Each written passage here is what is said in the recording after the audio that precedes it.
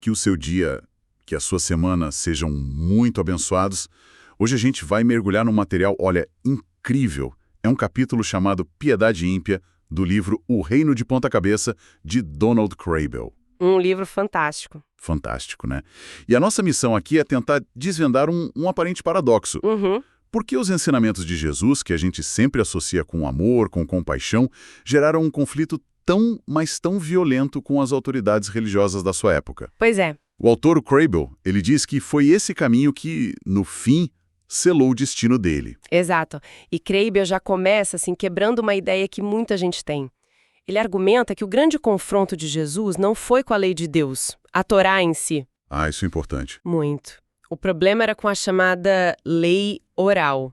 Era, assim, um universo gigantesco de tradições, de interpretações humanas que foi crescendo ao redor da lei escrita e que, na prática, sabe, acabou virando algo mais importante que o propósito original da própria lei.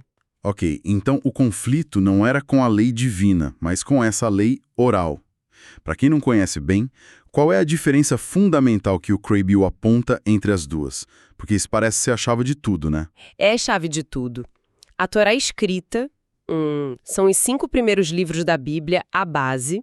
A lei oral, que eles chamavam de tradição dos anciãos, era uma tentativa de aplicar esses princípios a todas as situações possíveis da vida. Todas mesmo. Todas.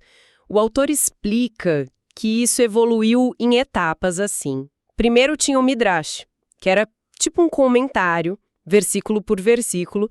Depois veio a Mishnah, que já era uma coleção de decisões legais para casos que a Bíblia não falava diretamente. E séculos depois, tudo isso foi parar no Talmud. E a gente está falando de umas anotações, um livrinho, ou era um volume grande de regras? Era monumental. Simplesmente monumental. Kraybill traz um dado que é, assim, impressionante. A compilação escrita da Mishnah, Sim. que na época de Jesus era toda memorizada por escribas e rabinos, tem cerca de 700 páginas. Peraí, 700 páginas. Decoradas. Decoradas. Imagina só decorar 700 páginas de regras e interpretações jurídicas. Era o trabalho de uma vida. Que loucura. E o nível de detalhe dessas regras até um dia? O autor chega a dar exemplos. Sim, e os exemplos mostram como a coisa chegava num nível quase obsessivo. O Kraybill cita uns debates que parecem até estranhos pra gente hoje. Tipo o quê? Por exemplo, um homem poderia se divorciar da esposa se ela queimasse o jantar. Não acredito. Queimar o jantar era motivo para divórcio? Isso era discutido a sério? Serissimamente. E tem mais, um que é ainda mais específico. Se um cão que comeu a carcaça de um animal parasse na porta de uma casa, essa casa se tornaria ritualmente impura. Nossa. Era esse o nível. Era esse o nível. A intenção era cobrir todas as brechas, mas o resultado foi um sistema super complexo e às vezes até meio bizarro, né? Isso é. É surpreendente. Porque a imagem que a gente geralmente tem dos fariseus, que eram os guardiões dessa lei toda, é a do vilão, do hipócrita. Mas o Kraybill parece ter uma visão diferente, né? Ele chama eles de progressistas sinceros. Essa é uma das partes mais fascinantes da análise dele. Ele traz essa nuance. O que ele quer dizer com isso? Qual era a boa intenção por trás de tanta regra? Kraybill argumenta que a intenção original dos fariseus era nobre. Eles queriam que a fé judaica não fosse algo só do templo. A ideia era que ela estivesse em cada segundo da vida cotidiana de todo mundo. Entendi. O objetivo era criar uma nação santa, onde cada pessoa vivesse como se fosse um sacerdote. Nesse sentido, eles eram progressistas, queriam levar a fé para o povo. E eram sinceros, acreditavam mesmo naquilo. Certo. E qual a diferença deles para os saduceus, por exemplo? O contraste é total. Os saduceus eram a elite, os sacerdotes mais conservadores. Eles se apegavam só e somente só à lei escrita. O que, ironicamente, Exato. E, ironicamente, dava mais jogo de cintura para eles colaborarem com o Império Romano, porque a lei escrita não dizia nada sobre um monte de questões políticas da época. A religião deles era mais institucional. Já os fariseus queriam a fé nos mínimos detalhes, e é bem nesse vespero que Jesus vai mexer. E qual foi o primeiro grande confronto que o Crable analisa? Onde Jesus desafia essa estrutura toda de frente. O primeiro e talvez o mais explosivo foi a questão do sábado. O sábado. Pra gente hoje, pode parecer um detalhe, mas o sábado era o coração da identidade judaica. Era um dos 10 mandamentos. E desrespeitar o sábado era crime capital. A lei previa a pena de morte. Seríssimo. E o que Jesus faz que causa tanto problema? Crable descreve a cena. Jesus e os discípulos estão andando num campo de trigo num sábado. E com fome, eles começam a pegar espigas e comer os grãos. Uma coisa que parece tão inofensiva. Para nós, sim, mas para um fariseu da época, aquilo era uma violação múltipla da lei oral. Eles estavam colhendo, debulhando e preparando comida. Tudo isso era classificado como trabalho proibido. Um ato tão simples como matar a fome era visto como uma infração grave. E como a tensão aumenta a partir daí? O autor mostra que a coisa escala muito rápido. Primeiro, os fariseus só dão uma advertência, mas o texto bíblico diz que depois disso eles passam a vigiá-lo de perto. Ou seja, estavam caçando um erro. Exatamente, caçando uma segunda ofensa para poderem ter uma acusação formal. E o que Jesus faz? Ele não recua, ele dobra a aposta. Eita! No sábado seguinte, ele entra numa sinagoga, vê um homem com a mão atrofiada e na frente de todos os críticos dele ele cura o homem. Foi um desafio aberto na cara deles. Uau! E a justificativa dele para isso? A justificativa dele vira toda a lógica deles de cabeça para baixo. Crable destaca a frase: o sábado foi feito para o ser humano e não o ser humano para o sábado. Faz todo sentido. O ponto de Jesus era que o propósito original do descanso era um presente, era para beneficiar as pessoas. Só que as centenas de regras da tradição tinham transformado o presente em um fardo, numa coisa opressora. Ao curar no sábado, ele estava dizendo: a compaixão e a necessidade humana estão acima de qualquer regra religiosa. A pessoa vem antes da regra. E essa mesma lógica, imagino, se aplica ao próximo ponto que o Crable levanta, que são as regras de pureza, as mãos sujas e os amigos sujos, certo? Perfeitamente. É o mesmo princípio em outra área. A pureza ritual era outra obsessão da época. Para ter uma ideia, a Mishnah, aquele livro de 700 páginas, dedicava 185 páginas só a esse tema. 185 páginas sobre pureza. Só sobre isso. E Jesus simplesmente ignorava rituais que eram básicos para eles, como a lavagem cerimonial das mãos antes de comer. E qual era o argumento dele? O argumento era igualmente radical.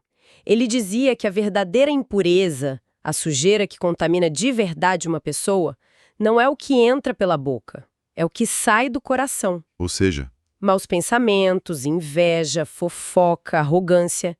Ele estava mudando completamente o foco do ritual exterior para o caráter interior. entendi. E Crable usa um exemplo devastador, que o próprio Jesus usou contra eles.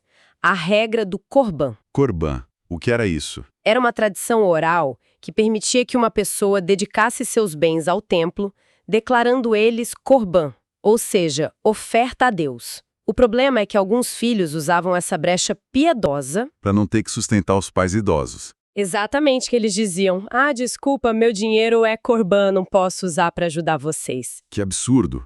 Então eles usavam uma tradição religiosa para desobedecer um dos mandamentos mais básicos, que é honrar pai e mãe. É o exemplo perfeito do título do capítulo, piedade ímpia. É a definição, a tradição humana sendo usada para anular o mandamento de Deus. E isso nos leva direto para a questão dos amigos sujos. Porque se lavar as mãos já era um problema, imagina com quem Jesus andava. O autor explica que comer junto naquela cultura era muito mais que só se alimentar, né? Tinha um significado social profundo. Sim, muito profundo. Compartilhar uma refeição era um ato de aceitação, de honra, de comunhão. Era o jeito mais claro de dizer: você é um dos nossos. Por isso, o fato de Jesus sentar à mesa com cobradores de impostos e pecadores era um escândalo absoluto. E por que, especificamente, os cobradores de impostos eram tão mal vistos? Porque eles eram judeus trabalhando para Roma, para o poder opressor, eram vistos como traidores e a profissão era associada à extorsão, à corrupção. Já os pecadores eram as pessoas que não seguiam aquele código todo de pureza dos fariseus. Então, ao comer com eles... Ao comer com eles, Jesus estava fazendo uma declaração visual, poderosa. O reino de Deus que ele anunciava era para todo mundo, inclusive para os excluídos pelo sistema religioso. Kraybill diz que essa comunhão à mesa foi uma das marcas mais revolucionárias do ministério dele. Depois de desafiar as regras do sábado, da pureza, a análise do Kraybill chega ao que parece ser o ponto sem retorno. O confronto no templo. Aquilo foi a gota d'água. Sem a menor dúvida, porque ali ele não estava mais desafiando só os fariseus e suas tradições. Ele estava desafiando o centro do poder econômico e político da nação, os saduceus, a elite que administrava o templo e lucrava com aquilo. O que exatamente estava acontecendo no templo que provocou uma reação tão forte de Jesus? O pátio externo do templo, que deveria ser um lugar de oração para todos os povos, tinha virado um grande mercado. Mercado, literalmente. Literalmente. Tinha cambista trocando dinheiro por uma taxa porque só a moeda do templo era aceita e vendedor de animais para os sacrifícios, muitas vezes com preços inflacionados. O que Kraybill argumenta é que a ação de Jesus de virar as mesas, de expulsar todo mundo, foi mais do que um ataque de raiva. Foi um ato profético, um fechamento simbólico de todo aquele sistema. Por alguns instantes, ele parou o funcionamento do templo. E o autor conecta isso com a passagem da figueira amaldiçoada, né? Qual é a relação? Essa conexão é brilhante. Jesus amaldiça uma figueira que tinha muitas folhas, mas não tinha nenhum fruto. Ela parecia bonita por fora, mas era estéril. E a figueira é o templo. Exato. Para Kraybill, a figueira é uma metáfora do templo. Uma instituição com uma aparência imponente de religiosidade, mas que tinha perdido seu propósito. Não produzia os frutos de justiça e adoração verdadeira. Ao limpar o templo, Jesus estava decretando que aquele sistema baseado em sacrifício de animal e exclusão estava com os dias contados. E um novo acesso a Deus estava começando. Um novo acesso direto e para todos.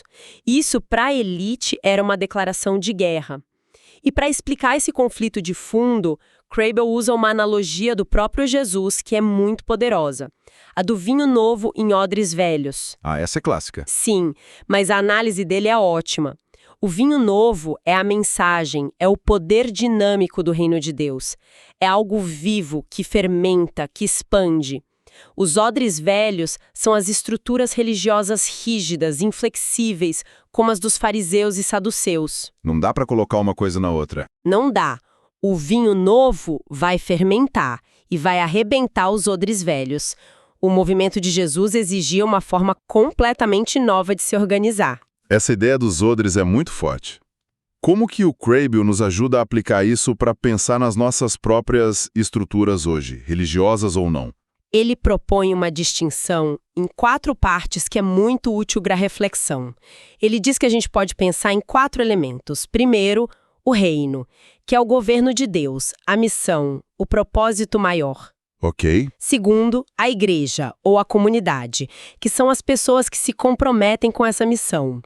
Terceiro, a cultura, que são os valores e as práticas desse grupo. E, por último, a estrutura. A estrutura, que seriam os programas, os prédios, os comitês, os odres. Exatamente. Os regulamentos, a burocracia, tudo isso, os odres. E onde que está o perigo aí, segundo ele? O perigo, aponta Kraybill, é quando a gente começa a confundir as coisas. As estruturas são criações humanas, são ferramentas para servir a missão. Mas com o tempo, elas podem virar vacas sagradas. Sei bem como é. As pessoas esquecem por que o programa ou o comitê foi criado e passam a defender a estrutura por si só. A manutenção da estrutura vira o objetivo. E aí a burocracia e a tradição pela tradição acabam sufocando o vinho novo, o espírito que deu origem a tudo. o odre se torna mais importante que o vinho. Resumindo, então, a análise do Crable mostra que o grande conflito de Jesus não foi com a fé em Deus. Foi com um sistema religioso que, em nome de Deus, acabou colocando as próprias regras e a preservação do seu poder acima das pessoas, acima da compaixão e da justiça. Uma inversão total, um verdadeiro reino de ponta cabeça. Exatamente. Isso nos deixa com um pensamento final bem provocativo, que vem das perguntas que o próprio Crable sugere no livro. Ele nos convida a olhar para as estruturas que fazem parte da nossa vida, na igreja, no trabalho, em qualquer organização, e perguntar: elas ainda servem à sua missão original, ao vinho, ou já se tornaram odres velhos, rígidos? As pessoas participam com alegria, de forma espontânea, ou por pressão e obrigação? Em outras palavras, essas estruturas ainda são servas da missão ou já se tornaram mestras, exigindo serem servidas? É uma reflexão muito atual e eu acho muito necessária. Uma reflexão poderosa, sem dúvida. No nosso próximo encontro, a gente vai continuar mergulhando nesse mesmo livro para explorar outras facetas desse reino invertido.